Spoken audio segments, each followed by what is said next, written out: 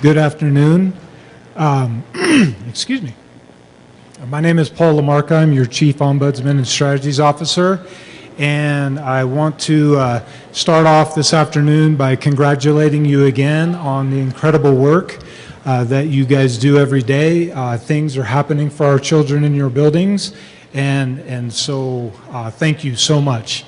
I know this morning was particularly difficult. It's always very difficult to use quantitative data and try to discern between schools and for formal recognitions, especially because we know great things are happening in all of your schools. So again, thank you. I'm going to have to remember to do this. We're gonna wait a second. Did I forget a slide here? So I want to thank you for your time in advance. We are going to talk about very sensitive topics today. We're going to talk about suicide. We're going to talk about trauma, and it's going to be impactful. My responsibility is to just frame the conversation for you, and I'm just happy to do that. I guess what I was going to say is I want to celebrate you as well, because while you're making and your kids are making these tremendous academic gains, you're doing it often under very difficult circumstances with very difficult challenges, and we thank you for that. So each of your teachers can talk about that one child. Many of your teachers can talk about more than one child. And of course, these ones add up within your building, and that's several within a school. These children take the majority of our time often, and it's very difficult to see progress at times. We get that. We know you need support. We've heard that loud and clear. We exist to support you.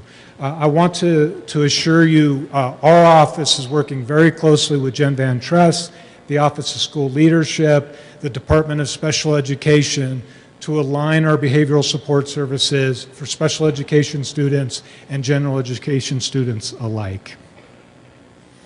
When you ask for that help with that one student, we know that you want help with that one student, and that's what we try and do. We try to deploy staff and help with that one student.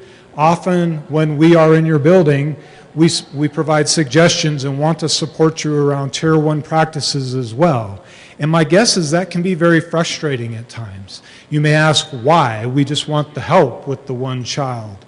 You know, the short game is the one child. We have to do everything we can to wrap around that child.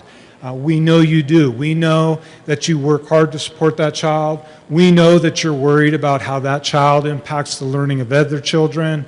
We know that you do everything to support classrooms, your whole school population, your teachers. Your teachers deserve to work in a safe and healthy environment as you do. We get that. The longer game isn't the one. The longer game is the few. If that one child becomes 3 or 5 within a classroom, we have real problems. And so we're always going to focus around Tier 1 instruction, those foundational practices.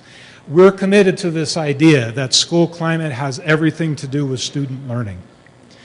We ask a ton from you guys. Rightfully so, we're in education, so we are focused around student achievement. We saw great progress with respect to student achievement, and yet we continue to see disparities. And so long as we do, we have to focus around equity and diversity and inclusive practices. We know we have to engage our families. We know we have to engage our students instructionally. We are fully behind this emphasis around professional learning communities, this need for teacher collaboration, laser focus on instructional practice, and we're still going to talk to you about restorative practices. We're still going to talk to you about trauma-informed practices. We feel strongly that the social emotional health of our children is critical. It's critical for our children. It is critical for you. It is critical for me. It's critical for our staff. We're going to talk about school climate. We're going to talk about instructional leadership. And if we're not careful, that's not one thing, that's 12 things. And we think often we do that to you. We come at you in so many different ways, it's hard to make sense of all that. So centrally, we have to do a better job aligning our supports. We have to work with you to understand how all these pieces fit together and then know how this together supports student learning. Not just academic learning, but behavioral, social, and emotional learning as well. Okay? So, a little context. Student behavior, maladaptive behavior has been on the rise.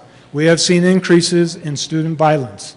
We have seen increases in student behavior at the primary grades. That's especially alarming to us. We see increases in student violence with teachers as the target, and that is scary. We have to get our arms around that. We are also experiencing some very substantial legislative changes, which is changing how we do business. Several bills in this last session, in particular Assembly Bill 168, is requiring us to use restorative practices as part of our progressive discipline plans. There's a clear intent within that law, I believe rightfully so, to limit exclusionary practices, meaning suspensions and expulsions in particular. We also have Senate Bill 80, which we refer to as the Handle with Care Bill.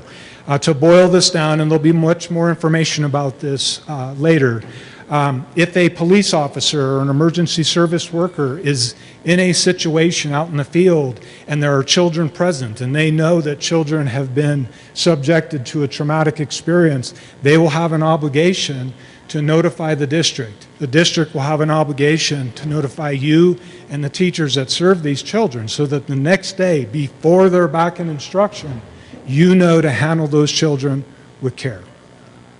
Much more to come on that. So, and I'm almost done. I want to just mention the District Intervention Assistance Team. I know many of you take advantage of that, and I could just as easily be mentioning our transitions through probation and parole, our behavioral hearings, our transitions with students coming out of residential treatment centers, what else? Our student attendance review hearings. We've seen over 1,000 kids do these processes in the last couple of years, and you know, there's a clear theme. Almost every one of these kids has experienced major trauma in their lives. Most of these students have experienced multiple major traumatic events in their lives. Many of them, if not the majority, live through what we call complex trauma, meaning they never know day to day when that next super traumatic event is coming. We know that trauma affects student learning, and that's why we're here today to have this conversation.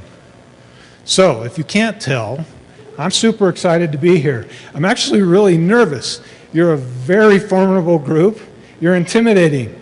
And it's not just me. Other people tell me that too. You are. You really are, and it's because of what you do. But I'm excited to be here. I'm excited for this. I will more formally introduce a couple of our speakers, but we will be hearing from Dr. Cuevas, Mr. Whitener, sorry, Doug, Catherine Loudon, and Trish Schaefer. Our speakers are going to talk about very emotional experiences that have affected their own lives. It's going to affect us. We are going to have emotional reactions. It's going to remind us of things that have happened in our own experience or to people that we love. It's not going to be easy. It's going to be hard. But I ask you and I tell you that what we have to keep at the forefront is today in our schools, there are kids that are struggling with these very challenges, and that'll be true on Monday and Tuesday and Wednesday and every day of the year. So, I hope she's ready. Without further ado, I would like to introduce formally Dr. Kim Cuevas. Kim has been with our school district for 26 years. She started as an English teacher. She was a speech and debate coach. She has been our ELA coordinator for 14 years. She was the co-director of the Northern Nevada Writing Project for 12 or 13 years. She earned her doctorate degree from University of Nevada, Reno. And so, ladies and gentlemen, colleagues, please welcome Dr. Kim Cuevas.